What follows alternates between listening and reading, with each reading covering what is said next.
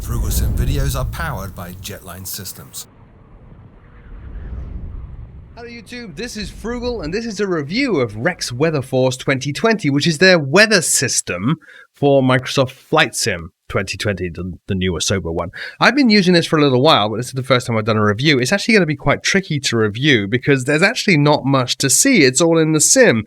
So what I'm going to do is I'm going to inject footage from flights I've done using this. I will tell you the kind of long and short of it right now. I use this for all my flights, unless I'm doing something like a tutorial that says don't use weather, like the recent PNDG ones.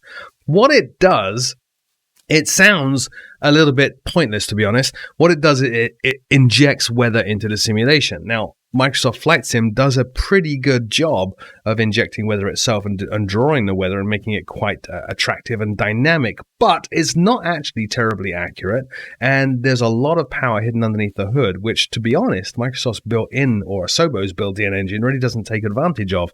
Rex WeatherForce does. So how does it work? Well, first of all, you only have these 4 tabs. This is important. Rex WeatherForce 2020 is actually still very much in development. It's available right now. They're not calling it a beta or early access. It's available as a final release product, but still to come are historical weather, weather themes, a flight center, whatever that is, and an interactive map. So there are still features to come. I'm particularly interested in historical weather, which is a feature that I love Active Sky for, but we don't have Active Sky yet for Microsoft Flight Sim. What you get right now, though, is live weather, dynamic weather presets, the ability to search weather, and settings. Let me talk you through each of these panels. So first of all, live weather. You can add up to 10 of your favorite airports here on the right-hand side, and it shows you a graphical depiction of what the weather is like at each of those 10 airports. So there's Goodwood, and it says cloudy. If I click on here, there's the METAR report. That's how Rex does its weather. It gets METAR reports, interprets them, and it downloads those METAR reports from NOAA 6 times an hour, and then it injects that stuff into the sim. But it injects it in a really smart way. It actually transitions the weather from one state to the next, which is actually the big selling point of Rex WeatherForce. In a recent Aero flight I did, you'll remember I took off, I think it was from Shoreham, it might have been Goodwood, and flew down to Southampton, and the weather changed on the way, and it was very smooth and very subtle, just like in the real world. That's what WeatherForce does. It's really quite impressive the way it does that. But anyway, that's the weather at Goodwood. It says mostly cloudy, 14 degrees, dew point 11 degrees, and so on and so on. There's Shoreham, raining currently, which is strange because looking out the window, the skies are not totally blue, but I guess it could be raining about, 10 miles to the east of here. Anyway, so that's live weather. And the way it works is you load up your aircraft at the airport of your choice. These presets don't play into that. These presets are just to show you the weather at your favorite airports. But in the sim, it loads the weather relevant to the airport the aircraft is at. And then you click on Start. The way it works here is you start the sim as it says. You set the destination, arrival, or flight plan. That's important. Select your flight conditions or live weather. Select your flight conditions in Rex, but in the sim, set clear skies. And then you go fly. Simple as that, and click on Start Synthesis. It takes about, 10, 20 seconds to load the weather in, but it is pretty dramatic. And again, it's going to inject some footage of other flights I've done here so you can see it. That's live weather. There's nothing more to talk about. That's what it does, and the key is that smooth transition from one weather system, I guess, to the next weather system, and it's really, really effective how it does that.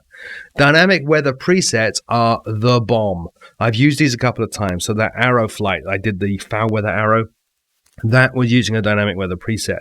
And each of these is really cool. There's just a limited number of them. Only these. I hope they add more. So what I did for that Aero flight, I think, was this one, rainy day. So the day starts out rainy and damp, and eventually the weather improves over time. I think also this is tied to your flight plan that you set in the sim. So you won't, in this preset, you will experience all of the preset if you set the appropriate flight plan. You won't just see rainy and nothing else if it's a fairly short flight. So it works the same way as live weather. Click on start the sim, clear skies, and then choose Start Synthesis. In search weather, you can choose specific weather conditions. So you can search for an airport up here. So if I put in EVGA and search, please search. There we go. And it will show me weather conditions. So EGKK, EGLL down here, and I can view the weather conditions. That's really interesting. Great. And if I click on view, then what it does is it loads it up into the live view here. It's not the live view, but it is the live view. You know what I mean? It reuses that view. And you can see it. Alternately, if you're interested in flying in specific weather conditions, you can click on search by parameters. And you can put in the cloud base, the wind speed, visibility, type of weather. So if you want to start doing crosswind stuff or heavy wind stuff, let's look at winds above 30 knots. Search. There we go. These airports currently have winds above 30 knots. So there will be a bit of a challenge flying there. Let's click on one. BGTL. View. Thule Air Base, wherever the heck that is, but it's showing me wind. Currently, that's not 30 knots. What are you thinking? Bit of a bug. We found a bug in a live recording for a review. Good. Ideally, though, you wouldn't be able to do that. But what it does work here is we can type the type of weather searches. I've done those before. They work really well. So we put in rain, search, rain or drizzle, rain or drizzle, rain or drizzle. Let's go CYFS. Click. Oh, I didn't click it. There we go. View. There we go. Rain or drizzle at Fort Simpson, presumably in Canada because it's CY. And then you can start the sim up and go to CYFS. In terms of the settings, they're very simple. You can convert Celsius to millibars or the other way around. So if you want to work metric or old school, you can.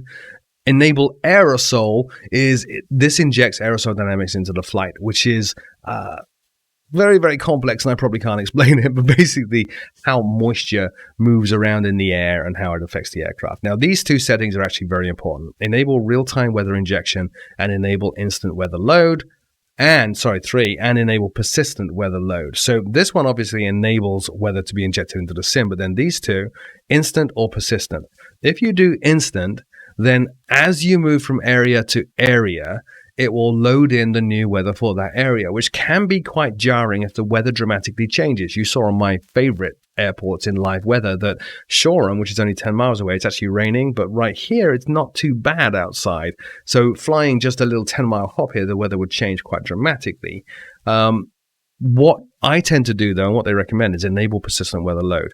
What this does is it loads the weather smoothly over time. This is letting Rex Weather Force do what it does and smooth the transition between one weather state and the next. So with enable persistent weather load, if I were to take off from Goodwood, which is where I am, and then fly 10 miles or so to the east to Shoreham, you would see it gradually change. You actually probably see up in the air in the distance the rain clouds that are currently hitting Shoreham, which is great, and then you're going to be flying towards them. That's it. That's all it does. As I said at the beginning of this video, this is an application that I now don't fly without. I am a huge diehard Active Sky fan. So when Active Sky launches, I'm probably going to switch to that, as long as it's better than this. And the one thing that Active Sky has always had going for it, which I adore, is historical weather. The reason I like historical weather is if I'm recording YouTube videos and I want to practice, I can make sure the weather is accurate for a certain date and time and location every single time I practice or record and edit, which is great. Rex doesn't do that. Other than that, though, this is a phenomenally good application. I use this all the time. It's great. I love the smooth weather transitions. They are so realistic and convincing. It's really a bit of an eye-opener, actually, when you take to the skies and then see the weather transition from one state to the other. It's really, really immersive. Rex Weather Force 2020 is available right now for Microsoft Flight Simulator from a bunch of different vendors, including Orbex Direct, Just Flight, Sim Market, and so on. If you pick it up from Rex themselves on their website, it's going to cost you about $22, which is very reasonable. Overall, I highly recommend it. As always, my name is Frugal. Thank you so much for watching, and until next time, I'll see you very soon.